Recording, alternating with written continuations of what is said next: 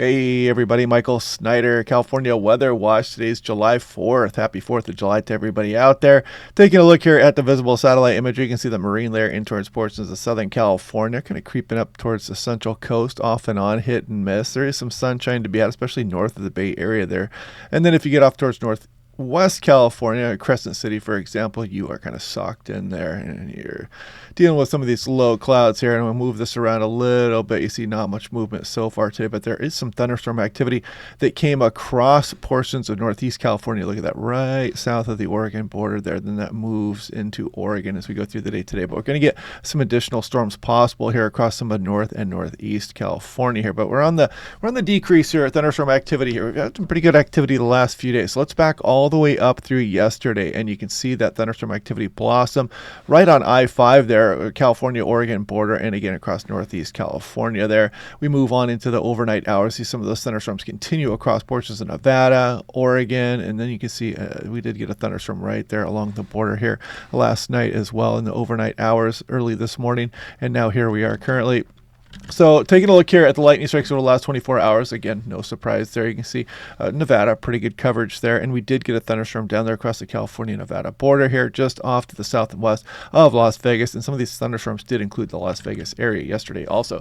And one of the big stories going on right now is the Madre fire out there, producing quite a bit of smoke. This is the high-resolution rapid refresh. This model updates every hour.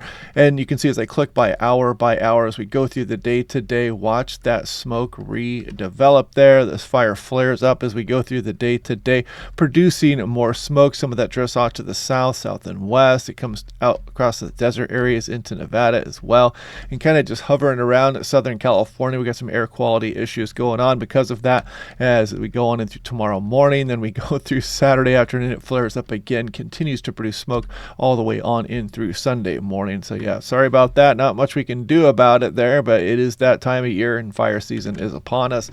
Now, looking at a 7-day significant fire potential. So we do have the potential for some lightning here again today, Northern California, and that's why that high risk is out there. That L is for lightning. The W means for mainly wind-driven fire threat. Some of the higher terrain around the Bay Area as well is subject to that today. And the yellow is low risk. The brown is moderate risk out there. So it is the 4th of July, so just kind of be careful out there. You guys don't need me to tell you that, but anyway, it is the 4th of July. So taking a look here at the Madre fire there. It's up over 50,000 acres. It's right there. There's Point Conception. Los Angeles is right there. And there's the Bay Area.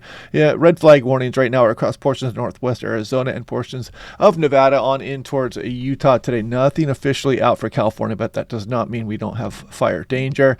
And again, fire safety tips this holiday. You guys know the drill. You know what to do. You don't need me to tell you yet again. Now, looking at Las Vegas for the month of June, they put out these monthly recaps. This is pretty cool. You can see 2.4 degrees above normal, average temperature 90 degrees, only a trace of precipitation. They only average 0.04 of an inch. You can see that would be 0% of normal there, but you're only 0.04 of an inch off of what you normally get. So you can kind of see how those numbers can be skewed, especially for some of these very dry areas. The warmest was 110 degrees there on June 15th, coldest 69 on June 22nd. Now, this is San Diego National Weather Service. Watch out for the beach hazards. They're breaking waves 3 to 6 feet, occasional waves to 7 feet on southwest facing beaches all weekend. High rip current, so be careful. Taking a look at Los Angeles. You see this gray out there? That is air quality alert, and no doubt because of the fire, they could probably include some more of Santa Barbara and Ventura County with that as well. And you see the beach hazard statements also. So looking at the composite reflectivity in the North American model. So as you scroll through the afternoon today, see some of these showers popping up here across Northeast California. Some showers right along the I-5 corridor there up towards the Oregon border yet again today. But then after that, we look like we get kind of a day off tomorrow. Not showing much in the way of precipitation. As we go through Sunday, it shows a couple showers across the Sierra Nevada there, but very light, very isolated, and who knows if that's even going to kick off a lightning strike with it. Now, this is what's been kicking off our lightning activity over the last few days. You can kind of see this trough hanging around here.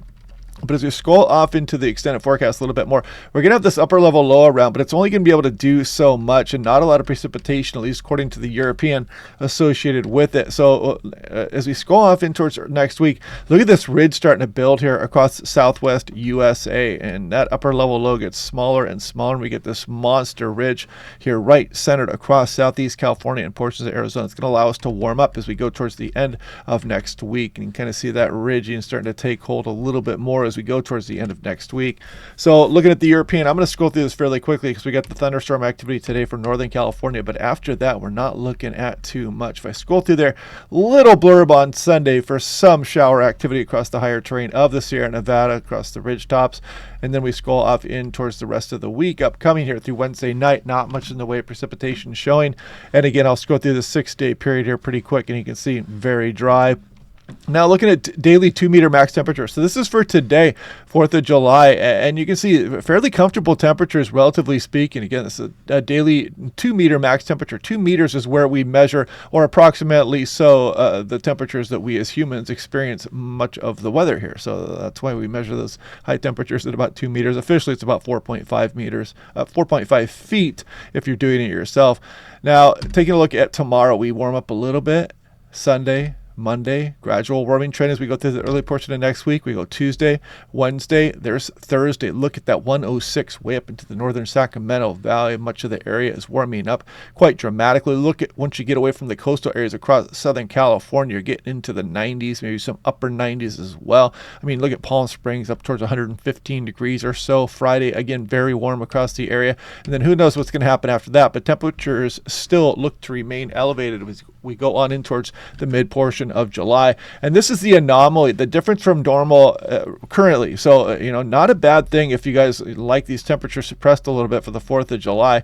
But then as we scroll on in towards next week, you see these oranges and whatnot start to take over the state as we go towards the following weekend. Yeah, we're going to warm things up here above normal, and except for the immediate coastal areas, much of the region will be above normal here for a while, it looks like. And I'm not sure what that one was, but let's take a look at the Climate Prediction Center risk of hazardous temperatures. This is from July 11th to 17th. You can see a lot of California is included in that, and some of the San Joaquin Valley also. If you want to go to the Patreon page here, you can do so, and you can support the channel here if you like as well. Go to the community tab if you want to send me any pictures or anything. You get some dust devil pictures and thunderstorm pictures here, and people asking questions. Kind of a general a discussion here goes on as well. So anyway, what else? If you guys, hope you guys have a safe 4th of July out there. I'm going to get to work here on the Pacific Northwest Weather Watch video here now, and I will talk to you guys again tomorrow.